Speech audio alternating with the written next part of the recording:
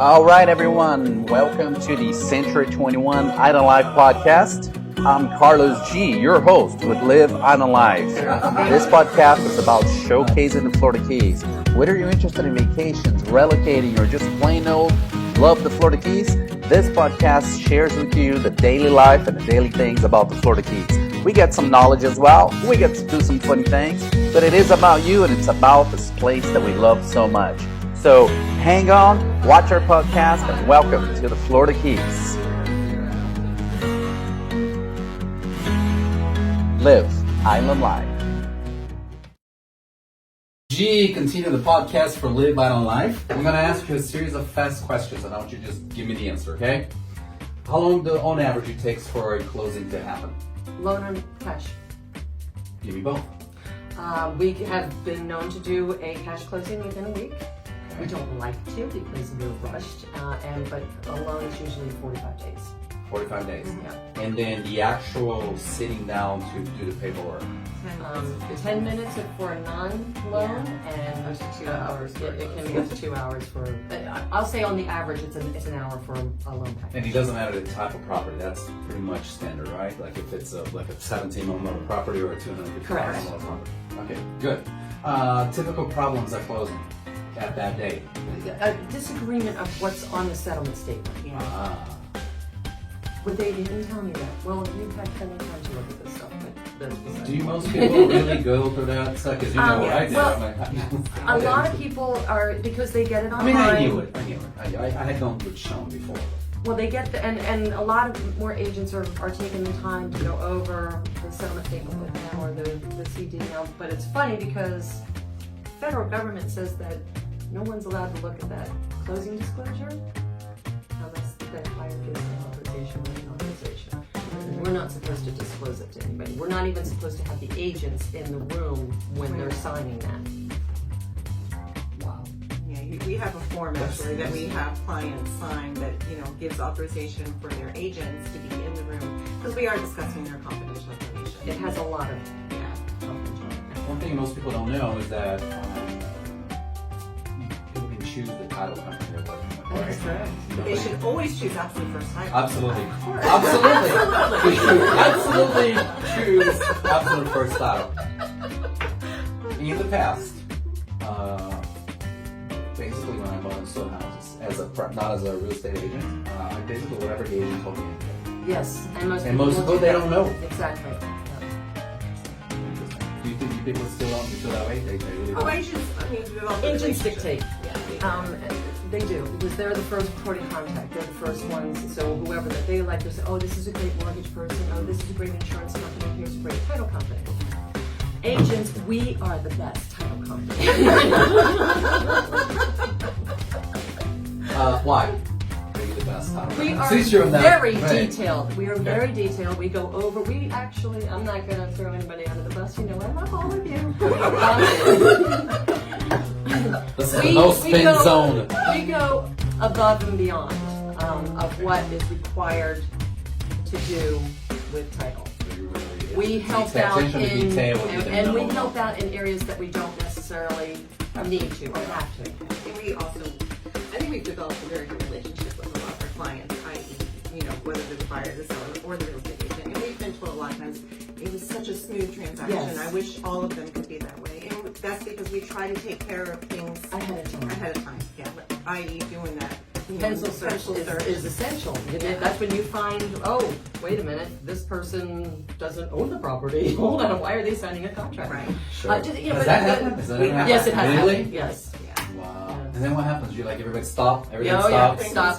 Yep. Explain. And the buyer's clueless. Right. And the seller probably already knew. Seller already had an idea. What's the freaking squeeze that buy? But usually it's just a piece of paper, a few legal documents that, weren't part of public record, and they're like, oh, we have this, and we're like, perfect, that needs to be put into place, and we'll record that prior to the deed, making sure that everything is in line. Yeah. There's nothing, if we wait to the last minute to start working on a file, we're not going to know about probate, we're not going to know about just little things, other claims of liens, judgments, and that's why we do the initial pencil search, to just kind of get a head start on what we're having to deal with on the file. Interesting. Okay. We believe in transparency. Transparency And disclosure, yes. and disclosure. Yeah. And it's relationship too. I mean, Yeah. You know, when I closed with you guys, it was just very nice. Super, cool. So. That's her plan. And she's What's the most misunderstood topic during closing? title insurance. What is title insurance? You're not going to get me on camera. The real Chris is It's a showing up. requirement of your lender. It's like we switched the button. I know, right? Seriously. A button was, so you went somewhere there and you pressed that button somewhere there and like, the new Chris is here. But anyway, what's title insurance? Title insurance is insurance. It's a one-time purchase, so you don't have to, it's not like you have to constantly buy it every year. It's a one-time purchase only. And it covers anything that could come out of the woodworks later on. Wild deeds that weren't caught, not encroachments, because that's from the survey. Okay. But it just any federal things that are going to be against the property.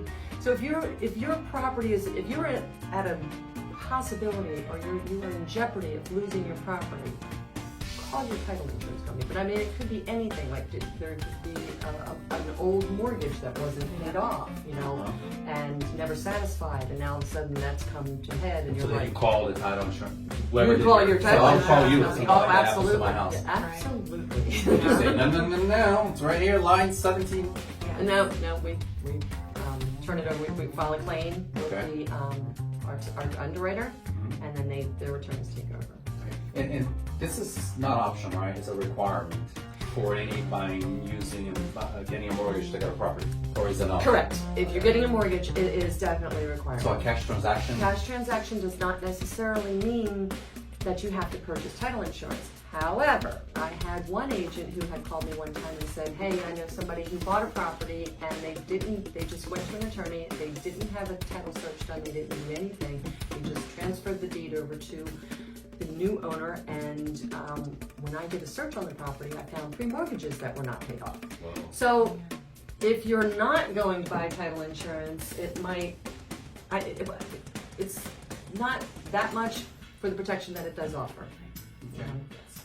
Is there an average cost of closing? Is it based on a percentage? Or there's a flat fee? With a mortgage, they usually say what 1%. Yeah. Okay. Like we have a flat fee for our actual closing costs. Okay. But Florida is a promulgated rate state, so therefore owners' policies are based on the purchase price of the property. With that said, if somebody had recently purchased their property 3 years or less, and they can provide us with a prior policy, whoever's paying for the title insurance receives the discount based on whatever that price what they purchased the original property for. 3 years and under. 3 years. There's a, If it's over. Yeah, so if it's a refi, of course It's the life of your, the as life. long as you own the property. Okay. You get discounts on title insurance. It's called reissue rate. in a transaction, who pays for that title insurance? Buyer or seller? Depends So on it's the area. optional? It's a negotiation? negotiable item, yes. In the lower keys, it's the seller a lot of times. In the upper keys, it's the buyer, and in Marathon, the middle keys, it's Miami. it changes. Why is that? Why is that difference? It just what's the average and normal in the area that you're purchasing. What is a deed? A deed is a conveyance of interest that you have in your property and giving it to another. You have different types of deeds. You have a warranty deed. You are guaranteeing the property for the existence of since its beginning of time. Since I like some of the old abstracts where they go back to in Spain owned Florida. So we'll start but it goes back all the way. A special warranty deed is a lot of times lenders will give you, if they have foreclosed on a property, they will give the property and they sell the property. They will give you a special warranty deed. They're only guaranteeing title from the time that they have taken ownership, not prior. And then you have your quitclaim deeds, which are I'm giving you whatever interest I may or may not have in it. You don't even know. You don't even know. No. So you want a warranty? You want a warranty deed, or Just to go on. statutory deed. Don't I have one? It is. It is. Thank But there's also other kinds. I mean, just offside. There's a trustee's deed if it's a trust property, and Sure. they're deeding out. That would be called a trustee's deed. It basically is a warranty deed. Also, they have personal representative deeds in the estate of a deceased. They would sign a PRD. Okay, that's a good question. Let's say I have a mortgage with my spouse dies. Mhm. My wife, husband. What happens to that mortgage? You can From a continue title- paying. You can continue paying on it, and nothing will ever be done. It doesn't matter. Try to sell the property though, then we're gonna have Then we have some stuff. questions. Yeah. we have stuff to ask. We have How that. did she die? Please That won't be on camera. Please don't worry. tell us We're gonna need your process. fingerprints. Yeah. Is there a police report? Have you remarried? Yeah, So it that would depends be- because children come into play with your homestead property, where they're minor children. So each case is individual. Okay. So definitely, and then is this a question for your title company again, or not? Well, if you're selling it, yes, then that would be you go to your title company. Your title company is going to dictate what they need from you in order to be able to convey the property to the new owner. I didn't realize how Oh, it's, closely the title company would be in your. we interact a It's lot. not like a one-thing transaction. It's over. No, It's it's a like lot the of work. life of the property. Really. Yeah. On average, I would say we've probably spent on a cash deal probably 7 to 8 hours just on a cash transaction. Just On a basic, no issues. Nothing crazy. Yeah, nothing crazy. Straightforward. Sure, if you ever have to get It legal would be work in your best interest. In your best Best interest to use a title company such as Absolute First Title. Those girls are gold, man. They're gold. Seriously. Eric, you're very boring compared to this. Welcome to our world. We're gonna make a whole show about that.